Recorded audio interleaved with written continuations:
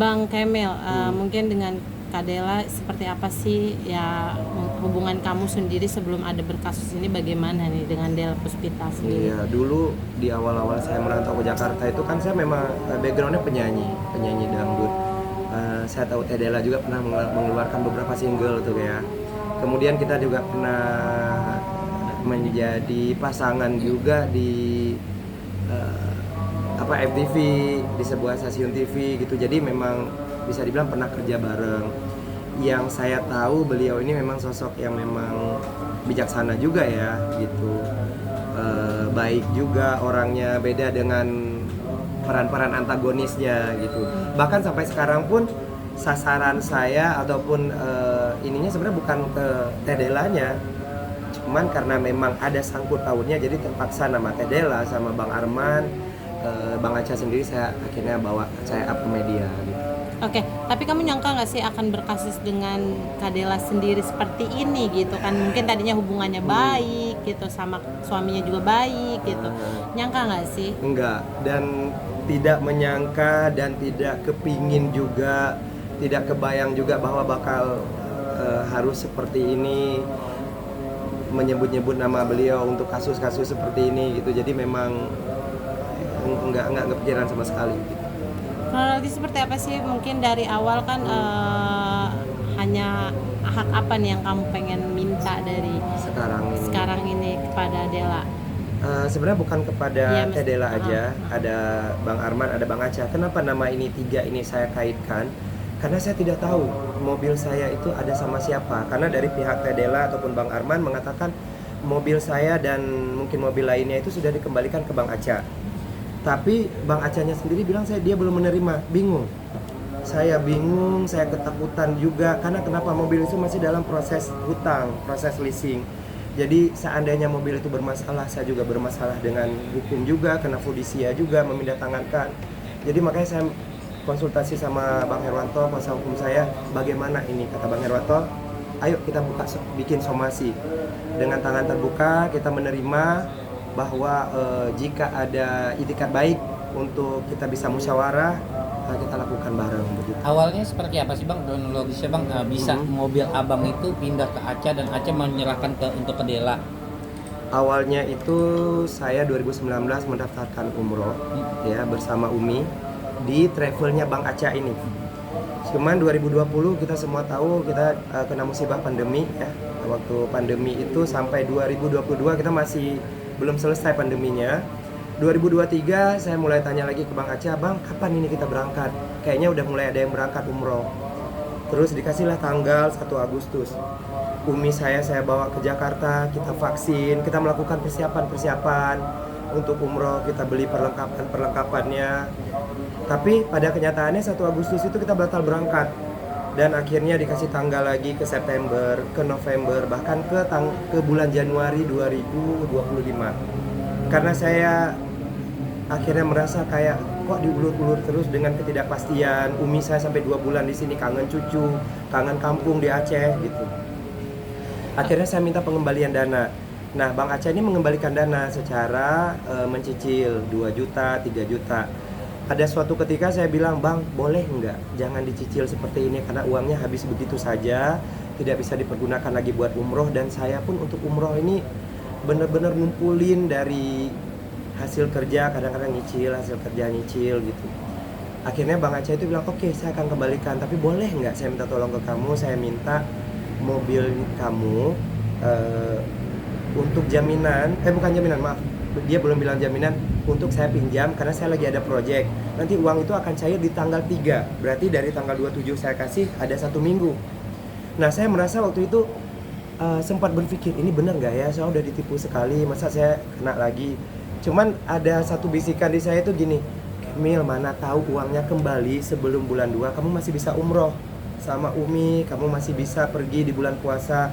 Hanya itu yang terpikirkan. Jadi saya berpikir, oh ya udah saya ngasih deh cuman seminggu ini. Dan ternyata dari tanggal yang ditentukan itu tidak pernah datang mobilnya, tidak pernah dikembalikan, uangnya juga tidak pernah dikembalikan gitu. Saya tanya kemana, di mana mobil saya desak. Akhirnya ada pengakuan dari Bang Aca bahwa mobil ini diserahkan Bahkan mungkin teman-teman tadi sempat dengar ya waktu kita teleponan sama Bang Aca sendiri bahwa dikatakan bukan hanya mobil saya, ada 6 mobil. Salah satunya mobil saya itu di Bang Arman atau Tedela begitu. Kamu kecewa nggak sih akhirnya, maksudnya tidak jadi berangkat umroh bersama Umi di bulan suci Ramadan ini? Maksudnya kayaknya terpancar banget raut kekecewaan banget. Kan? Kecewanya gini, saya mungkin merasa diri saya sehat, masih tergolong muda. Walaupun kita umur nggak ada yang tahu, cuman umi saya itu udah tua, udah berumur. Bisa kita bilang oke, ada rezeki ke depannya, mungkin umi saya udah nggak sehat atau saya yang tidak sehat, ataupun misalnya sehat semuanya tapi nanti ketidakcukupan dana segala macam. Makanya saya sangat berharap bisa berangkat umroh. Bahkan saya 2021 itu saya sampai mengeluarkan lagu Rindu Ka'bah judulnya itu. Saya karena saking rindunya dengan Ka'bah, ya Allah mudahkanlah, ya Allah panggil nama kami begitu. Kalau nangis saya sampai hilang suara, ini baru balik suara, itu sampai kadang nangis sendiri. Lagi duduk saya nggak tahu stres ini, mungkin dengan mobil juga tiba-tiba keluar air mata. Begitu pengen nangis nggak keluar air mata, tapi lagi duduk tiba-tiba keluar air mata gitu. Teringat sampai sekarang saya ngeliat video umi saya.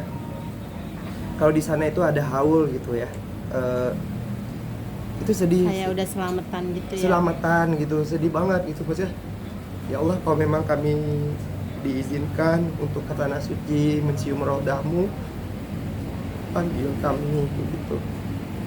Saya sebenarnya merasa bersalah sama Umi sih, karena Umi itu kadang kalau waktu nelpon bilang sampai nggak ya umur saya ke tanah suci begitu. Jadi itu keinginan besar kamu ya saat ini, untuk mobil atau dana itu dikembalikan agar mewujudkan keinginan Umi berangkat. Iya, kalau untuk mobil sendiri itu sebenarnya karena kaki. Saya cari kerja, cari langkah saya itu di situ. Mungkin orang lain kehilangan satu mobil, mungkin ada 2 gitu. Tapi bagi saya memang itu saya nyicil lagi gitu. Makanya saya tidak pingin memperbesar sebenarnya kasus ini. Bersama kuasa hukum saya juga Bang Herwanto udah dibilang bahwa tadi itu kita somasi ini untuk mendapatkan jawaban. Kita bermusyawarah bareng gitu untuk ketiganya, Bang Arman, Tedela ataupun si Bang Aca itu tadi gitu. Udah sempat ada komunikasi Bang sama Bang Arman atau Kak Tedela untuk perihal masalah mobil? Terus jawabannya mereka sendiri apa? Sudah, kalau Tedela itu memang komunikasi terakhir dia bilang saya tidak mengurusi urusan mobil, kamu sama bojoku aja atau sama suami saya aja gitu. Saya komunikasi Bang Arman kekeh bahwa mobil itu sudah dikembalikan ke Bang Aca. Bukti-buktinya sudah ada. Saya tanya, Bang, ada nggak bukti pengembalian? Karena oke, kalau mobil saya satu ini kan ada beberapa mobil yang disebutkan di situ. Kalau pengembalian zaman sekarang kita punya HP semua berkamera gitu ya, masa nggak ada satupun foto ataupun video yang membuktikan bahwa ada pengembalian mobil itu gitu, dan nggak ada katanya gitu. Bahkan saya kayak ditekan bahwa kamu masih percaya sama penipu itu. Nah saya bingung Bang, saya mau percaya sama siapa? Satu bilang nggak terima, satu bilangnya sudah nggak ada barangnya begitu. Kamu maksudnya sebelumnya pernah terjadi seperti ini nggak sih dalam kehidupan kamu? Maksudnya Enggak. terjadi penipuan seperti ini? Dari dulu itu saya memang orangnya cenderung bermain di belakang layar. Karena kenapa saya tidak ingin terlibat dengan masalah apapun. Bahkan ketika ditanya pendapat tentang orang ini, saya lebih baik mundur. Ataupun jika harus saya berkomentar, saya lebih baik menghubungi. Kalau saya kenal, saya hubungin tuh, saling mendengar cerita, mungkin begitu. Tapi kan saya nggak mau terlibat di depan mengkomentari apapun gitu dari teman-teman. Apalagi tentang saya sendiri, tidak ingin terlibat dengan orang. Apalagi kayak Tedela yang saya hormati gitu ya, sebagai senior saya juga gitu. Saya tidak ingin terlibat dalam hal begini. Oke, Kemil, apa sih keinginan kamu mungkin saat ini setelah kamu somasi terbuka gini? Apakah nanti kalau Tedela menghubungi kamu seperti apa nih? Apa yang ingin kamu sampaikan gitu? Saya cuma mau nanya, Teh, apa benar sejujurnya dijawab bahwa mobil itu sudah dikembalikan? Kalau memang sudah, pertemukan saya dengan Bang Aca. Gimana caranya saya pingin mobil itu kembali? Karena berasa banget setiap bulan ini, kalau udah jalan bulan kedua saya masih membayar cicilan untuk mobil itu, tapi wujudnya nggak ada gitu. Jadi nyesek aja, nyari uang susah payah, tapi kita hanya untuk menutupi hal begitu gitu. Sedih. Oke, berarti memang belum ada komunikasi ya ke Tedelanya sendiri? Tedela itu mungkin sekitar berapa hari, 4 hari 5 hari lalu saya komunikasi terakhir. Kalau Bang Arman tadi malam Tadi malam komunikasinya Bang Arman masih yang mengatakan intinya mobilnya tidak sama dia begitu.